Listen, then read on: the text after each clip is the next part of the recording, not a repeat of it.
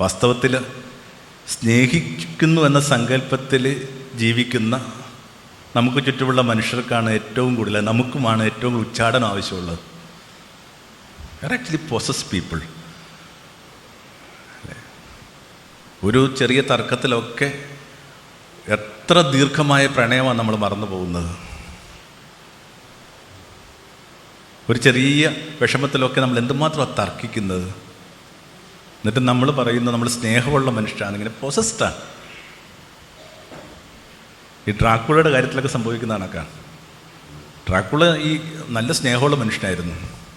അയാളിങ്ങനെ കുരിശുദ്ധത്തിന് പോവുകയാണ്. അപ്പോൾ അയാളുടെ ഭാര്യ അടുത്ത് പറയുന്നുണ്ട്, ഇന്ന ദിവസം ഞാൻ വരും. ആ ദിവസം അയാൾ വന്നില്ല. അപ്പോൾ ഒരു കരക്കമ്പി ഉണ്ടാവുകയാണ്. ഇയാൾ എന്ത് ചെയ്യുന്നുണ്ട്, കൊല്ലപ്പെട്ടു. അപ്പോൾ അയാളുടെ ഭാര്യ വിചാരിച്ചു, എനിക്കിനി ഇയാൾ ഈ ഭൂമി വെച്ച് കാണാൻ പറ്റത്തില്ല, അതുകൊണ്ട് മരിച്ച് ഞാൻ അയാളോടൊപ്പം ചേരാൻ പോവുകയാണെന്ന് പറഞ്ഞിട്ട് അവർ ആത്മഹത്യ ചെയ്തു. ഡ്രാക്കുള എന്ന് പറയുന്ന അയാളുടെ പഴയ പേര്, അയാൾ പ്രഭുവാണ്, ദേശത്തിൻ്റെ പ്രഭുവാണ്. അയാൾ മടങ്ങിയെത്തുമ്പോൾ കാണുന്നത് ഈ ആത്മഹത്യ ചെയ്ത ഭാര്യയും അവരുടെ മുമ്പിലും തർക്കിക്കുന്ന പുരോഹിതന്മാരെയാണ്. അപ്പോൾ അവരുടെ പരിഹാസം അയാൾ കേൾക്കുകയാണ്. ഇവൾ പറയുന്നു, ഇവൾ മരിച്ച് ഇങ്ങനെ വീരസ്വർഗത്തിൽ പോയിട്ട് അവനെ കാണാൻ പോവുകയാണെന്ന്.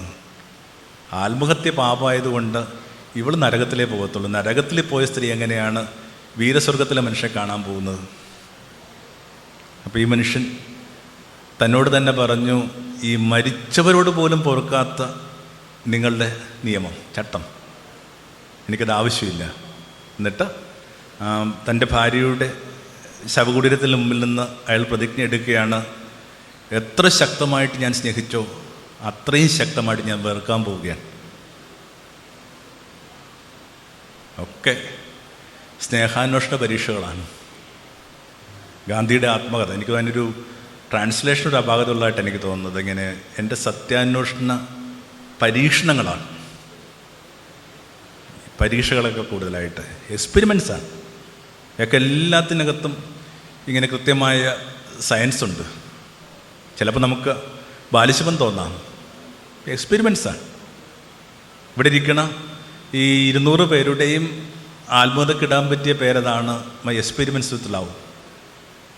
നമുക്ക് സ്നേഹം നൽകിയവരും സ്നേഹം നിഷേധിച്ചവരും ഒക്കെ കൂടി ചേർത്തിട്ടാണ് നമ്മുടെ ആത്മകഥ രൂപപ്പെടുത്തിയത്. അപ്പോൾ വി നീഡ് ട്രൂ എക്സോർസിസം. പുറത്തു പോവാ. പിശാചെന്ന് പറയുന്നത് ഡിവൈഡ് ചെയ്യിക്കുക എന്നാണ് അർത്ഥം. നിങ്ങളതിൻ്റെ ഡീമൺ എന്ന് പറഞ്ഞ വാക്കിൻ്റെ എത്തിമോളജി പരിശോധിച്ചാൽ പിടുത്തം കിട്ടും. One who divides. ഈ മൾട്ടിപ്പിൾ ആയിട്ട് നിങ്ങളെ ജീവിക്കാൻ പ്രേരിപ്പിക്കുന്ന, കൺവേർട്ട് ചെയ്യാനായിട്ട് അനുവദിക്കാത്ത എന്തോന്നിൻ്റെ പേരാണ് ഈ പിശാച് എന്ന് പറയുന്നത്. 4 ഈ കുഷ്ഠരോഗികളെ ഇങ്ങനെ ആലിംഗനം ചെയ്യാനാണ് പറയുന്നത്. അസ്പർശ്യത. ഈ മനുഷ്യരെ കുറേ കൂടി കെട്ടിപ്പിടിക്കുക. ഞാൻ ഈ കോവിഡ് കാലം ആലോചിക്കുകയാണ്. കോവിഡ് കാലത്തൊക്കെയാണ് ഇങ്ങനെ പുഞ്ചിര് എന്ന് പറഞ്ഞൊരു സംഭവം എത്ര ഭംഗിയുള്ള കാര്യമാണ് നമുക്ക് പിടുത്തം കിട്ടിയത്. കാരണം മനുഷ്യൻ്റെ പുഞ്ചിരി കാണാൻ പറ്റാത്ത വിധത്തിൽ നമുക്കൊരു മാസ്ക് വന്നു. പലതിനും മീതെയും ഇങ്ങനെ ഉപയോഗമില്ലാത്തത് കൊണ്ട് അപ്രസക്തമായി മാറുക എന്ന് പറഞ്ഞൊരു സംഭവമുണ്ട്. അതിലൊന്ന് സ്പർശമാണ്. Why don't you hold people? മനുഷ്യരെന്തുകൊണ്ട് ചേർത്ത് പിടിച്ചുകൂടാ? ഹിന്ദിയിലെ ഉത്തരേന്ത്യയിലെ ഏറ്റവും പ്രധാനപ്പെട്ട ഒരു സരത് വായനക്കാരൻ, അദ്ദേഹം ഇങ്ങനെ പാടിക്കൊണ്ടിരിക്കുമ്പോൾ തൊട്ടടുത്തൊരു സ്ത്രീ ഇങ്ങനെ കുറേ നേരം ഉറ്റു നോക്കി നിൽക്കും. എന്നിട്ട് പതുക്കെ വന്നിട്ട് അയാളുടെ മടി കിടക്കും. അയാളുടെ സംഗീതം മുമ്പോട്ട് കൊണ്ടുപോകുന്നു. ഈ സ്ത്രീക്കൊരു തടസ്സവും കൊടുക്കാതെ അവരെ പിടിച്ചു മാറ്റാനൊക്കെ ശ്രമിക്കുന്നവരോട് അയാൾ വിലക്കും. എന്നിട്ട് ഇവർ അവിടെ നിന്ന് എണീറ്റ് കഴിയുമ്പോൾ ഈ ഉറക്കം കൊണ്ട് ഇവർക്ക് വലിയ മാറ്റം സംഭവിക്കും. അവരിങ്ങനെ ദേവതയാകും. അവർ പറയും, ഒരു വരം ചോദിക്കുക, തരാം. ഇതൊരു സംഗീതജ്ഞനെക്കുറിച്ചുള്ള കഥയായിരിക്കാം. പക്ഷേ മനുഷ്യൻ്റെ ലാപ്പൊക്കെ ആർക്കെങ്കിലും ചുരുണ്ടി കിടക്കാൻ വേണ്ടിയാണ്.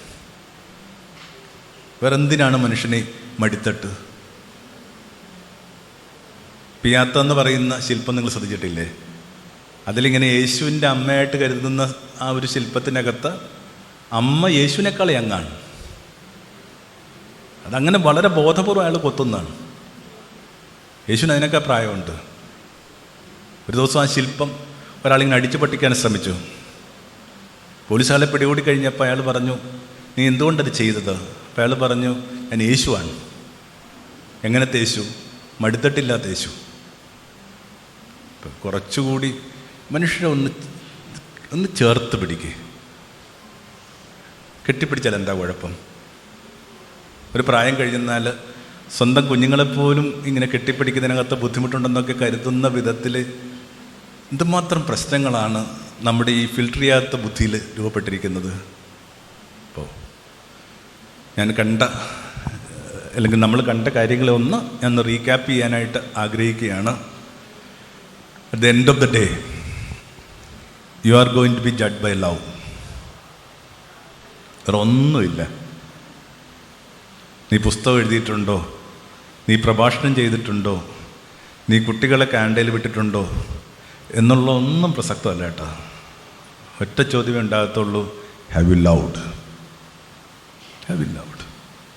അവിടെ നിന്നാണ് നമ്മൾ ഈ സംഭാഷണം മുമ്പോട്ട് കൊണ്ടുപോയത്. സുവിശേഷം അങ്ങനെ അവസാനിക്കുന്നത്, ശമേനെ നീ സ്നേഹിച്ചിട്ടുണ്ടോ? അയാളപ്പോൾ വാവിട്ട് കരഞ്ഞു, എനിക്ക് ഹിയൽഡ്. ഇത് ഭംഗിയാക്കാമായിരുന്ന ഇടങ്ങളായിരുന്നു. ഇത് ചെറിയ കാലമാണ്. ഇപ്പം പെൺകുട്ടികളെക്കുറിച്ചൊക്കെ പരാതി പറയുന്ന അമ്മമാരോട് ഞാൻ എപ്പോഴും പറയും, എത്ര ദിവസം ഈ പെൺകുട്ടി നിങ്ങളോടൊപ്പം ഉണ്ടായിരിക്കും?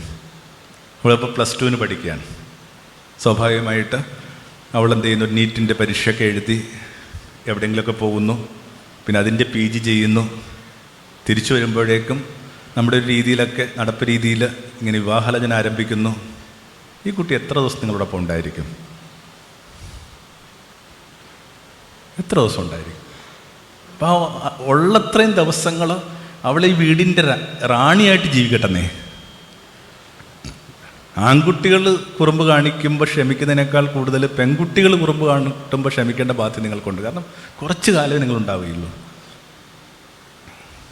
ഒരു മഴ കഴിയുമ്പോൾ ഇറങ്ങിപ്പോകുന്ന അല്ലേ, നമ്മളെന്നും കേൾക്കുന്നതല്ലേ, പാന്തർ പെരുവഴി അമ്പലം തന്നിൽ എന്ന പോലും എല്ലാവരും ഇറങ്ങിപ്പോവും.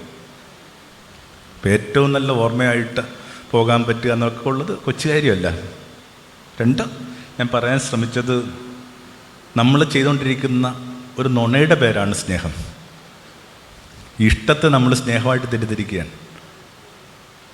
800 കോടി മനുഷ്യരെ ഒന്നും നിങ്ങൾക്ക് സ്നേഹിക്കാൻ ചിലപ്പോൾ പറ്റിയെന്ന് വരത്തില്ല, അൺകണ്ടീഷണലായിട്ട്. അപ്പോൾ ഒരു കുഞ്ഞ് ചലഞ്ച് എടുത്താൽ നല്ലതാണ്. ഈ ഒരാളെയെങ്കിലും ഉപാധിയില്ലാതെ സ്നേഹിക്കാൻ പറ്റുമോ? Just one. പ്രണയത്തിൽ പെട്ടുപോകുന്നവരോടും പരിണയത്തിൽ ഏർപ്പെടുന്നവരോടും ഒക്കെ ഞാൻ പറയും, ഒരാളെ സ്നേഹിക്കാൻ പറ്റും, ജസ്റ്റ് വൺ. എളുപ്പമൊന്നുമല്ല. ചോരപ്പൊടിയും വൈറ്റ് മാർട്ടിടമാണ് സ്നേഹമെന്നാണ് ഈ മരുഭൂമിയിലെ പിതാക്കന്മാർ പറഞ്ഞത്. വൈറ്റ് മാർട്ടിടം. ചോരപ്പൊടിയെന്ന് കാണില്ലെന്ന് മാത്രമേ ഉള്ളൂ. അപ്പോൾ 3, വെറുതെ ഒരു നായ ജീവിതത്തെ ഓർത്താൽ നല്ലതാണ്. നിങ്ങളതിൻ്റെ വീഡിയോ ഒക്കെ എടുത്ത് കണ്ടാൽ നല്ലതായിരിക്കും. ഒരു 10-20 സന്യാസികളുടെ കൂട്ടത്തിൽ ഒരു നായ നടന്നു പോവുകയാണ്. അലോക, എൻലൈറ്റ്മെൻ്റ് എന്നാണ് ആ വാക്കിൻ്റെ അർത്ഥം. ഏറ്റവും വലിയ ബോധോദയം ഈ സ്നേഹത്തിൽ കിട്ടുന്ന ബോധോദയം. അതുകൊണ്ടാണ് ബുദ്ധനെക്കുറിച്ച് പറയുന്നത്, ബുദ്ധന് മരച്ചുവട്ടി കിട്ടിയതായിരുന്നില്ല ശരിക്കുമുള്ള ബോധോദയം. മടങ്ങിപ്പോകുന്നതിനേക്കാൾ മുമ്പേ താൻ ഇട്ടിട്ട് പോകുന്ന സ്ത്രീയോട് അയാൾ പറഞ്ഞു, എനിക്കൊരു കാര്യം പിടുത്തം കിട്ടി. എന്താണത്? ബോധോദയത്തിന് വേണ്ടി ആരും വീട് വിട്ട് പോകേണ്ടതില്ല. ഞാൻ വിചാരിക്കുന്നു അത് കുറേ കൂടി ഫൈൻ സ്റ്റാറ്റസാണ്. പിന്നെ ഒരു നായ കണക്കിങ്ങനെ കൂടെ പോയാൽ നല്ലതായിരിക്കും. ഒരാൾക്കെങ്കിലും കൂട്ടുപോകും. അയാൾക്ക് എന്തും സംഭവിക്കട്ടെ. അയാളെക്കുറിച്ച് നിങ്ങൾ എന്ത് ആരോപണം കേട്ടുകൊള്ളട്ടെ. Just one.